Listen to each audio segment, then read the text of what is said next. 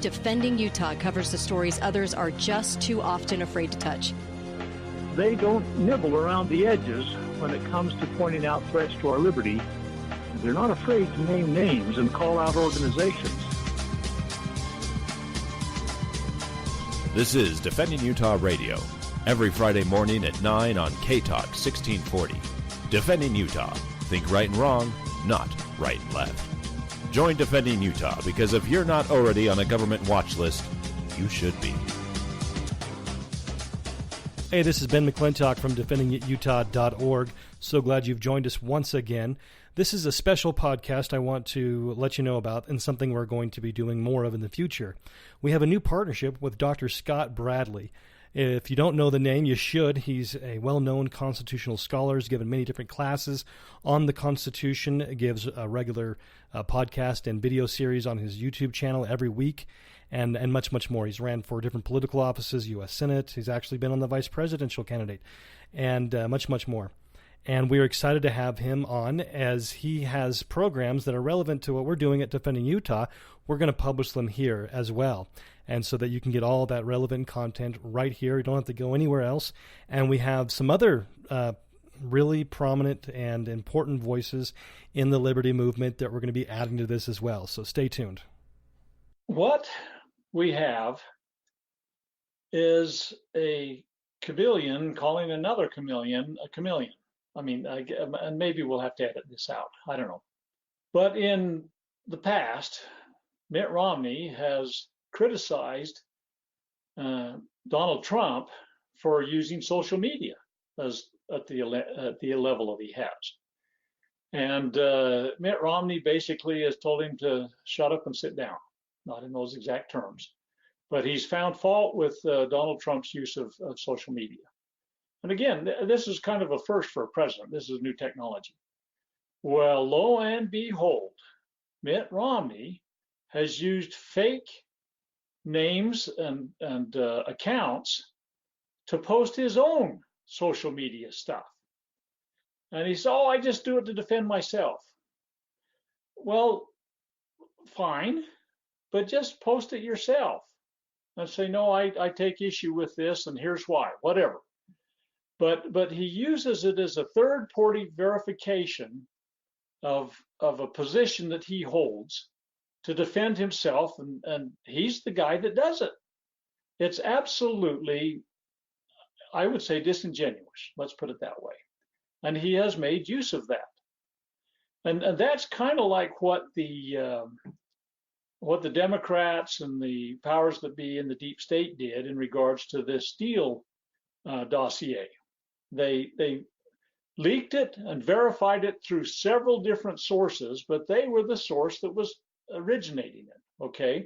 And so they made it look like it was verified, and that's how they got the FISA court kinds of court orders to spy on the Trump campaign and those that were in his circle and all that kind of stuff. And I hope we get to the bottom of that someday, because there was an absolute abuse of power by those that would be tyrants, and they used less than genuine approaches to it. They tried to go back into it, and that's what Mitt Romney's doing with some of his social media. Is he is falsely appearing that other people are leaping to his defense and defending his virtue against the scandalous things that are being said against him, the poor damsel in distress. Oh, anyway, don't get too wrapped up in my sarcasm. But Mitt Romney's an interesting character, and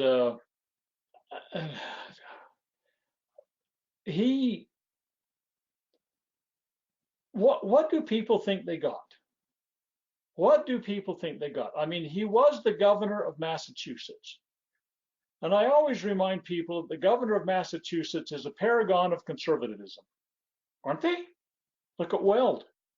I mean, well, I guess we don't need to go through the list. But these people that run as Republicans in Massachusetts and win reflect the political realities of the environment they're in. Mitt Romney was the origin of the first legalization of same-sex marriage in the United States. Now, this is a little background story in this, but most people don't know it. They say he was forced to by the courts and everything. No, he was not.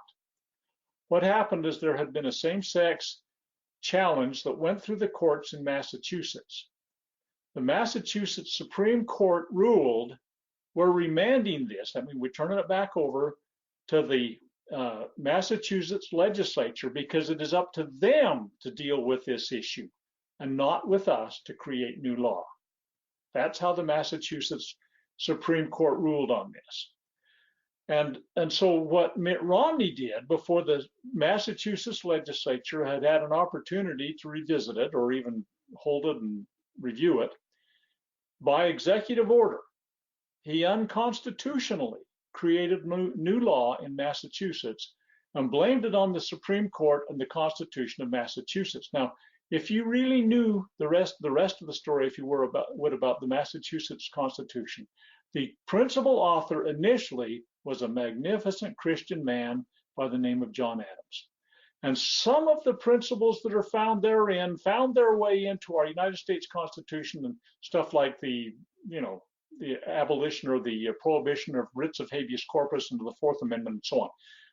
There's not time nor the purpose to review the Massachusetts Constitution, but it was really, really soundly founded. And so Mitt Romney used that as cover to say that he would, not just would, he ordered that same-sex marriage was legal in Massachusetts. Now, we could expect that because back in the 1990s, when he was running against Teddy Kennedy for the Senate, he put out a letter, I've got it in my files, that was written to the Massachusetts Log Cabin Club, which is the gay alliance of Republicans in Massachusetts. And in that, he said he could mainstream their agenda better than anybody else. And he did. He really did. So he fulfilled that promise basically as governor.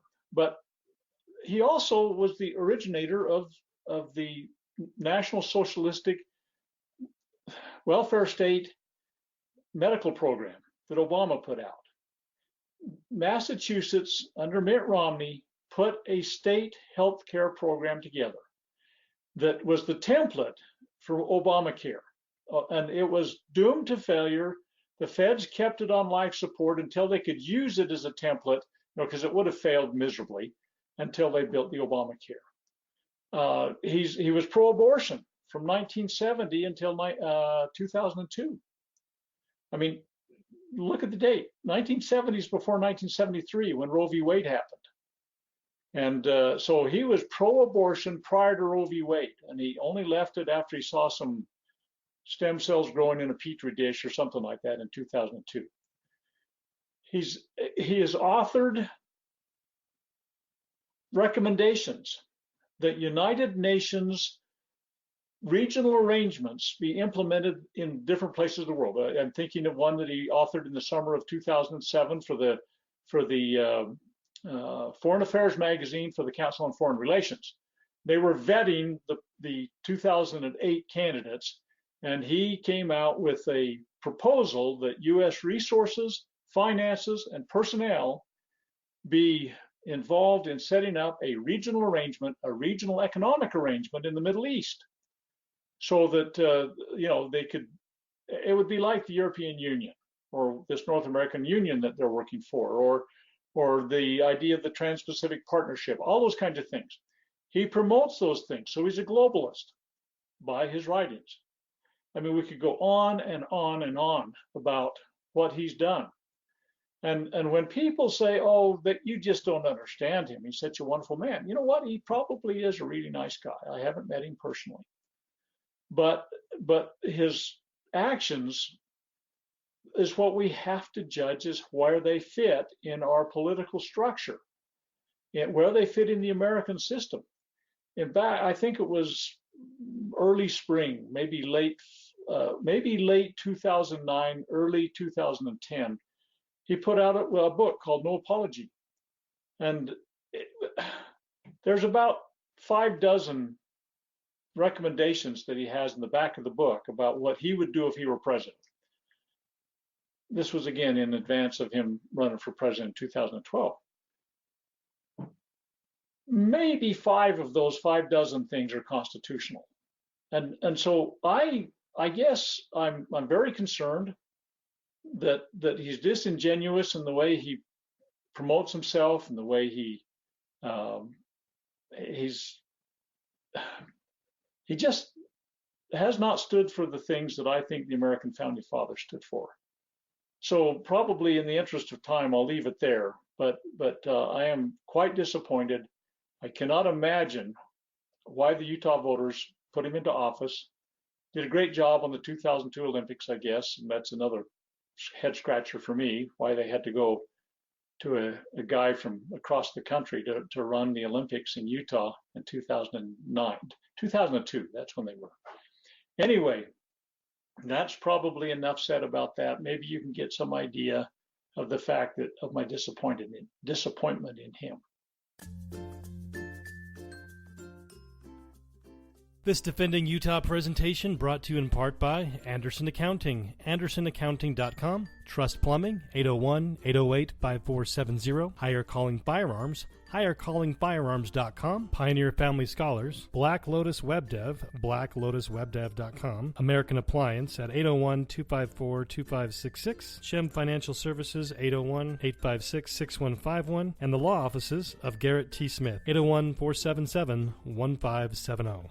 It's a fact. More photos of you are being taken than ever before. Are you ashamed of your smile? At last, a new technology that gives a brighter and healthier smile in under 2 hours. And it's fully warranted, so you'll never have to worry about your smile again. Call Dr. Jeremy Thompson at Thompson Dental, 801-254-0835, or visit GoNewSmile.com, and we'll show you how you can restore your faded, yellowed, or worn teeth without surgery, crowns, or implants. And it's backed by a 30-day, 100% satisfaction money-back guarantee. This scientific breakthrough will painlessly transform your appearance in one visit. The smile you've been waiting for will never cost less or look brighter than it will today. Call 801-254-0835 or visit GoNewSmile.com. That's GONU Smile.com to revitalize your smile. New Smile. It looks good on you.